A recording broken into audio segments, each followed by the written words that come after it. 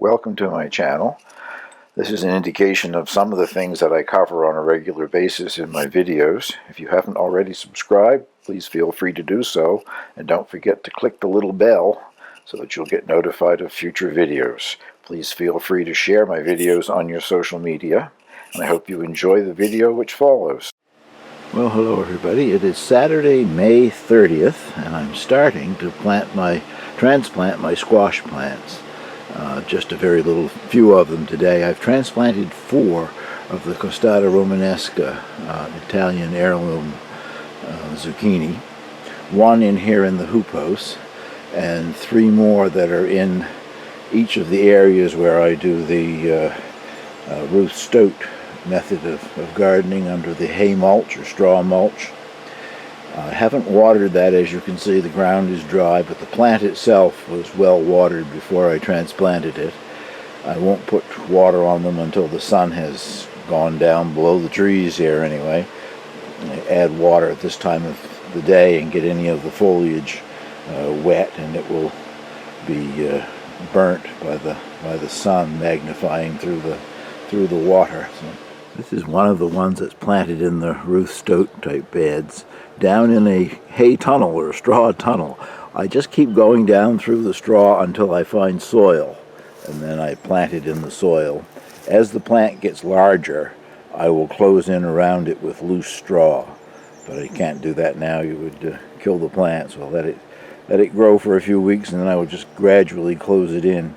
One thing that was interesting, this bed last year, I think this was the only one, had mushrooms in it, and wild mushrooms, which I have no idea. I've never dared to eat any of the wild mushrooms here. I don't know if they're an edible variety or not. But when I was digging in the soil to plant this, there's a lot of mycelium, the root-like structure that mushrooms grow from. The first layer of the soil, when I got down to it, was covered. So I'm assuming it will once again have a lot of mushrooms in it late summer or fall. Maybe somebody will be able to tell me when we see them whether or not it's safe to eat them. Not the same plant, and I'm not meaning to take you around and show you each one, but what I forgot to mention is each one of these areas, the 3 areas where I'm doing the Ruth Stoat, will only have 1 zucchini, and then each one of these areas will be planted with a different variety of the winter squash that I'm growing, the black futsu, the baby blue Hubbard, and the red curry squash, also called Hokkaido pumpkin, I guess. But one of those varieties will be planted, several of them in each one of these beds, along with the 1 zucchini plant. It is an heirloom variety, as I've been saying, and I'm quite sure it's the variety that a lot of the Italian dishes that use the blossoms. Most of these plants, when they start blooming, they bloom with male blossoms, no female blossoms around to be pollinated, so you can eat those blossoms.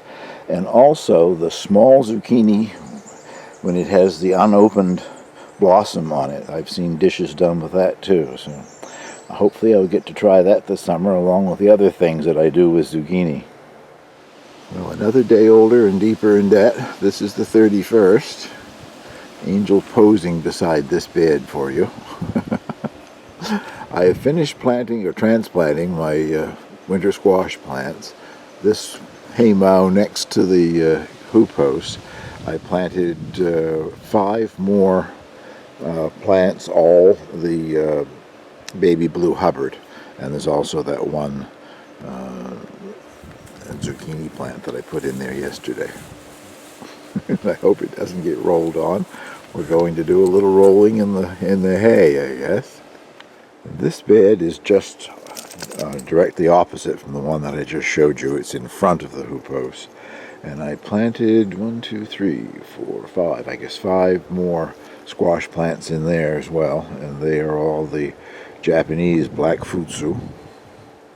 And this is the area that has those 4 formerly raised beds. I guess they're still raised beds, they just don't have a wooden border around them. They're each 4 foot square. I don't know if you can make out the path that goes down between them or not. I just keep walking in between them so they'll always be able to get access to them.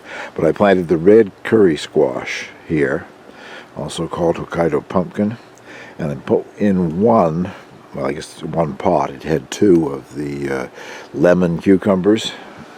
The rest of them I'll add to my plant sale. They were free seeds from Annapolis Seed Company. I didn't get great germination, but I have bought those seeds before and don't get great germination, and I have very little luck growing them. I don't want to grow them in the hoopos. That's where I'm going to grow my gherkins.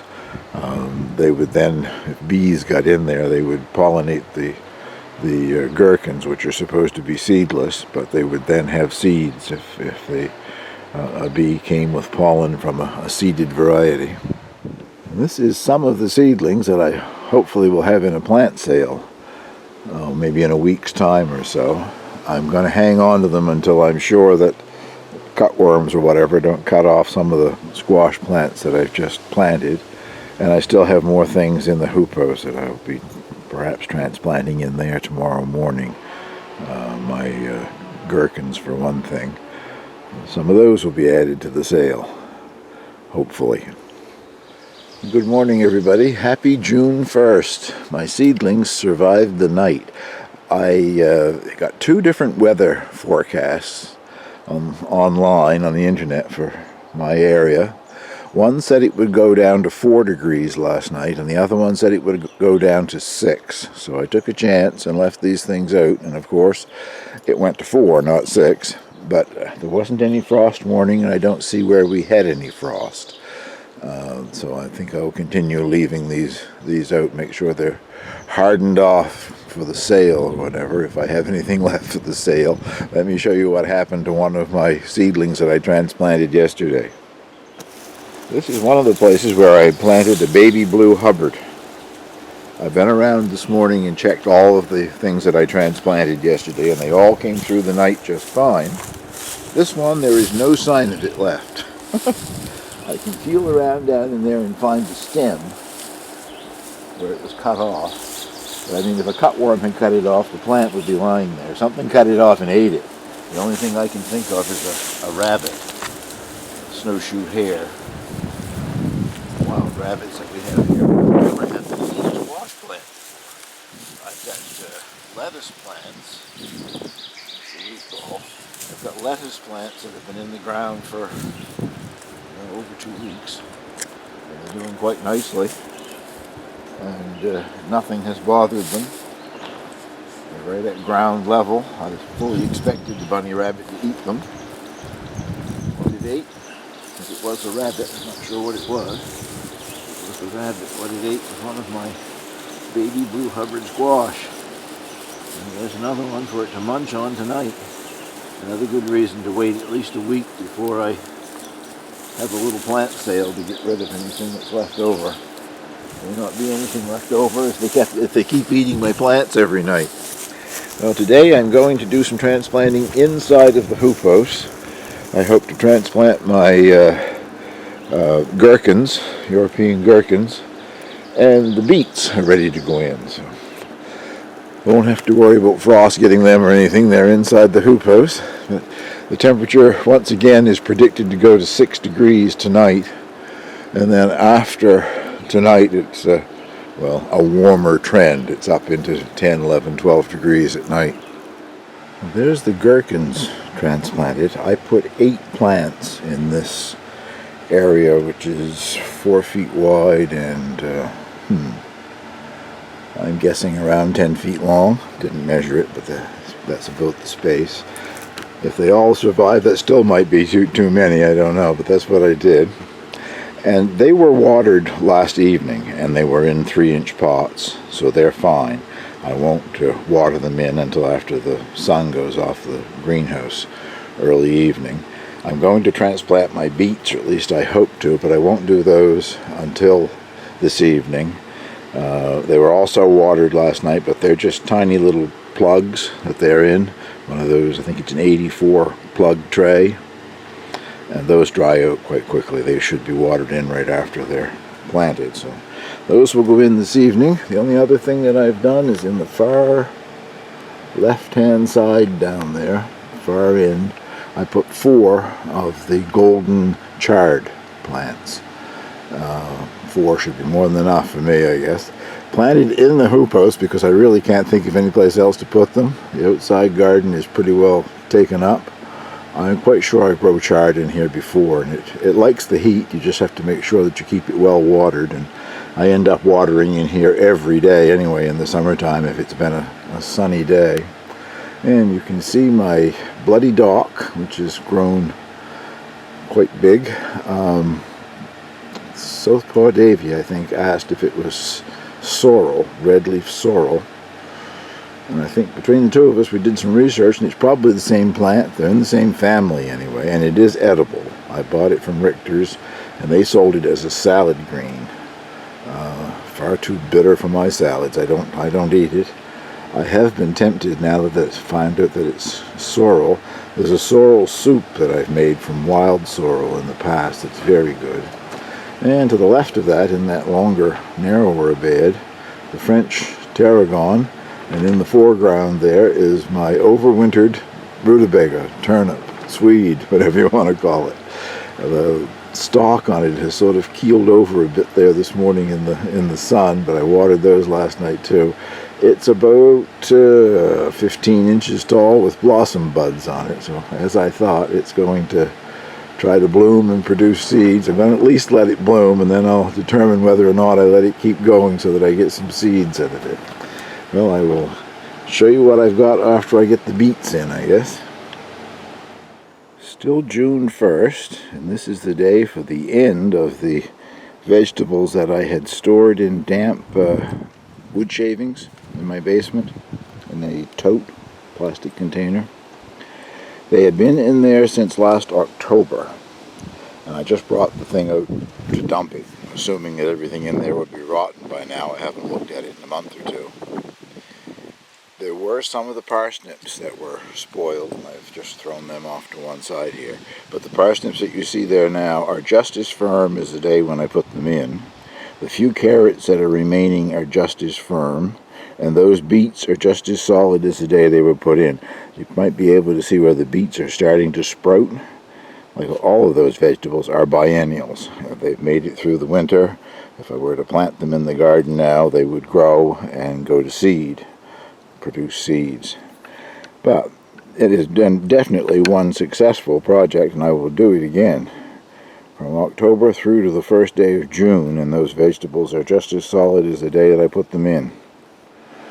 Well, it clouded over early afternoon, and now we have heavy cloud cover, so I was able to get the beets transplanted earlier than I thought I was going to.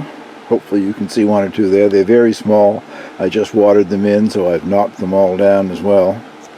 And I also got the gherkins watered in. And in today's mail, I received my stinky remedy for the voles. Ammonium carbonate. And it's come from a baker's supply house. It's used in baking, and it does stink to high heaven. It's got a very strong ammonia scent. I don't know what on earth you would ever use it in baking, or somehow obviously the stench must dissipate when you're cooking with it, but I've never heard tell of it before. Thank you very much for my subscriber who told me about it. I don't know if it works yet or not, but I've been enjoying going around putting a teaspoonful of it down every vole hole that I can find. So in here, I thought I had voles. I probably do. I thought I was seeing a vole hole, and then yesterday morning I was in here, and the vole hole was being closed over. It's not a vole, it's a tiny little toad. I've seen him in here 2 or 3 times this spring, and when it starts to get warm in the daytime, he digs a hole and buries himself down into the soil. So I guess he's a friendly thing to have in the garden. And now I've got to bring all of those seedlings, which isn't difficult. They're in big flats or in containers, quite a few seedlings in each one. I've got to bring them all back inside. We have a frost warning now for tonight. I'm skeptical as to whether or not we'll actually get any frost. Often we get warnings and we don't get the frost here on the coast. But with this heavy cloud cover, unless it clears off sometime in the night, we're not going to have any frost. But I don't want to take any chances of it. I wouldn't sleep. I'd be up all night checking to see whether or not the sky cleared. So they're coming in for one more night. Well, it did clear off last night. It was a beautiful night. About 3/4 of a moon. Lovely moonlit night. And once again the temperature went down to 4 degrees and we didn't have any frost. And hopefully that's the end of it, although I do see another frost warning online. However, when I checked the forecast for this area, we're supposed to get rain tonight and some rain tomorrow. Not a lot, but at least something to water the garden, I guess. And they're saying our overnight temperature tonight would be 7 or 8 degrees. So hopefully danger of frost has passed. What we're looking at here is one of my roost oat beds. I think I just, last year or the year before, that I first turned this one into a roost oat. I'm not sure. But I found a bargain last year in a large grocery store. They have these temporary garden centers in the spring, and then what doesn't sell, when they're ready to close it down, they mark things way down. There was a large container pot with 3 different kinds of raspberries. If I remember rightly, a yellow, a red, and a black raspberry plant in each of the pots. And you could get 2 for the price of 1. So what we're looking at there is one of them. I divided the plants up as soon as I got them home and planted them out in this bed. All 6 of them have made it through the winter, I'm pleased to say. And that give you a better look at the whole bed here. I just put new hay on it, for straw on it today. That's why it's looking the way it's looking. But the upper end here on the left is my alpine strawberries, and they're in bloom. And I also just got 3 new raspberry canes. All 3 of them are varieties that were developed in Nova Scotia. And for 1-year-old canes, they're nice and strong. And all 3 of the canes are starting to show some life. They had been in cold storage and were dormant, bare root when I got them about a week ago. But already they're starting to come around. So I'm quite excited about the way this bed is working out. Over the years, it's had many things in it. I think a couple of 3 times I've tried growing squash in there, and it had relatively good success. Tried growing potatoes, and of course the voles got the potatoes. So now I'm turning it into a soft fruit bed. I'm having a hard job finding gooseberry plants. 2 different places where I thought I had gooseberries, even paid for them once, to have them tell me that no, they were all sold out. So hopefully sometime before the season's over, I'll find a couple of gooseberries to add. Just opened up the Brassica cage here, whatever you want to call it, the screened in area. Seems to be working. They're growing. Very strange, though. I've only ever watered once since I transplanted those in there, and they must have been in there 2 weeks. It just doesn't seem to dry out. It may be because it's so shaded from this, but anyway, the plants have increased in size. If I remember rightly, the first row are cauliflower, and then broccoli, and the ones that are still kind of flopped over there are kale, and the back row is cabbage. So hopefully we'll get something out of it, and hopefully the moths won't find it. The peas are coming along very nicely. They seem to be liking this cool weather, and they've all got their little tendrils, and some of them have already reached out and grabbed a hold of the sticks that I put in there. It'll be a while yet before I have peas, though, but they're getting close to half grown. They're a bush variety anyway. Well, I had pretty good germination on the carrots. 1 or 2 places where there was several inches with no carrots, I reseeded. I don't see where anything's come up there yet, but I have the row of radish down the center. I have been harvesting as quickly as possible because they are going to crowd out the carrots, and they're not huge, but they are so good. I think I like them better when they're small. I've been using a bunch of them every day in salads and whatever, but soon got to get the rest of them out of there or they will start damaging my carrots. Well, I think that just about concludes this little update from the garden. I have everything planted both inside the hoopos and out in the garden, except for my Richter's order. Richter's herbs.